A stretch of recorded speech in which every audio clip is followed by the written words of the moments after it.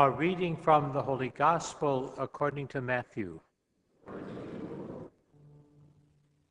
When John the Baptist heard in prison of the works of Christ, he sent his disciples to Jesus with this question: "Are you the one who is to come, or should we look for another?" Jesus said to them in reply, "Go and tell John what you hear and see.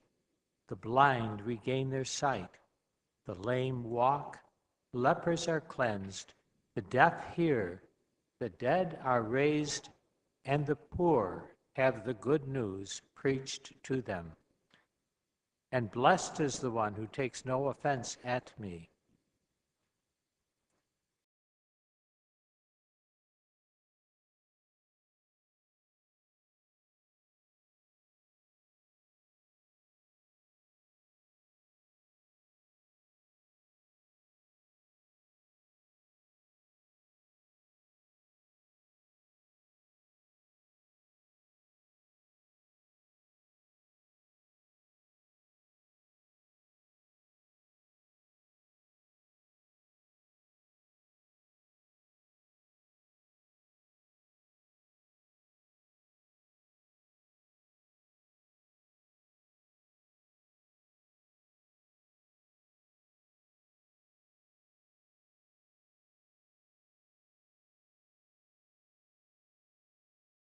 As they were going off, Jesus began to speak to the crowds about John. "What did you go out to the desert to see? A reed swayed by the wind? Then what did you go out to see? Someone dressed in fine clothing? Those who wear fine clothing are in royal palaces. Then why did you go out? To see a prophet? Yes, I tell you, and more than a prophet. This is the one about whom it is written, 'Behold, I am sending my messenger ahead of you. He will prepare your way before you.' Amen, I say to you, among those born of women, there has been none greater than John the Baptist, yet the least in the kingdom of heaven is greater than he." The Gospel of the Lord.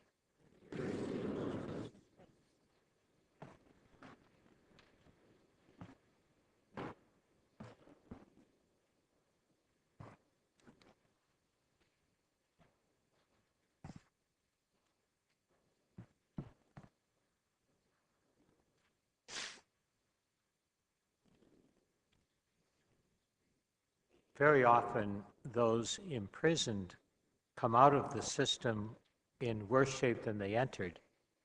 One of the remarkable features of Nelson Mandela's life is that during his 27 years in prison, he became a stronger person, a person dedicated to peace, to unifying his country, that which he was able to do in a remarkable way after his release from prison. But prison is never a happy place. And John the Baptist was experiencing that in today's gospel, and perhaps even doubting a little bit, wondering. And so he sends his disciples to Jesus and asks the question, "Are you the one who is to come, or should we look for another?" And before we listen to Jesus' answer, let's listen again to what Isaiah said to us in the first reading about signs that the Messiah has come. Here is your God. He comes to save you.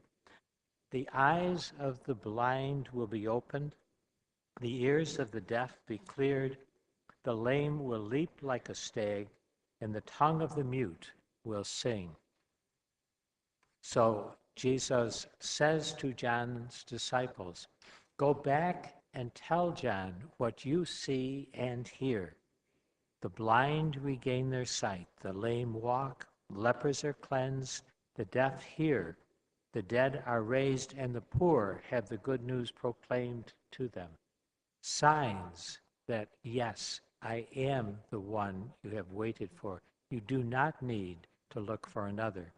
And then Jesus goes on to affirm John even more.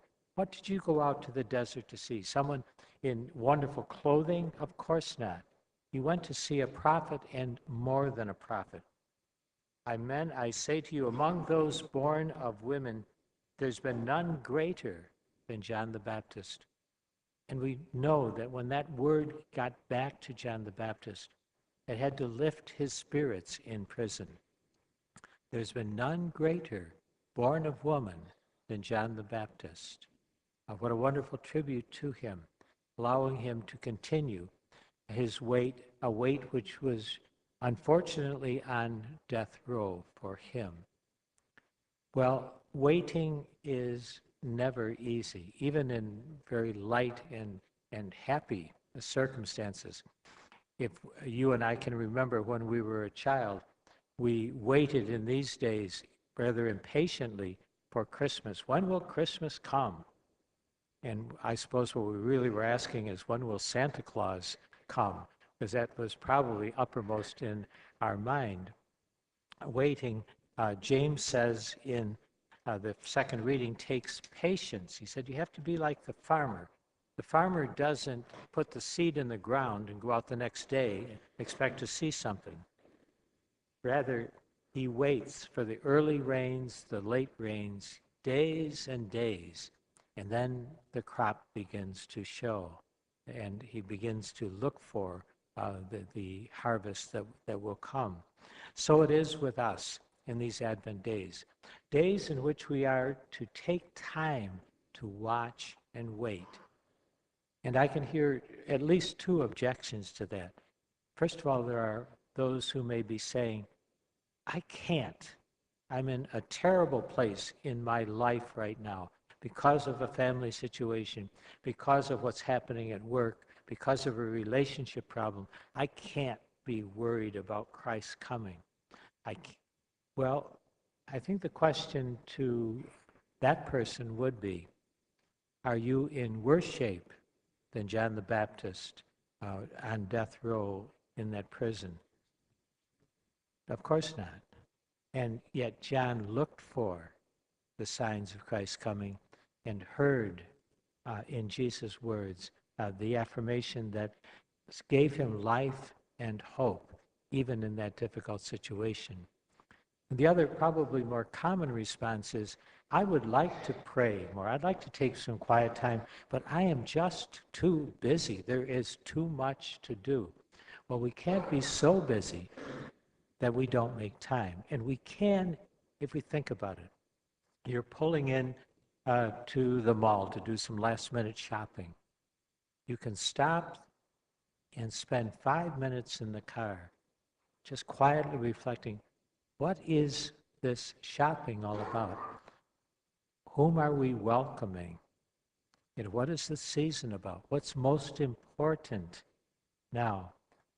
And with that brief time of reflection and prayer, you walk into the mall with a whole different attitude. You see signs that you would not have recognized. You see the clerk waiting so patiently and so helpfully to each one ahead of you at the checkout line. And so you come to that person and say, thank you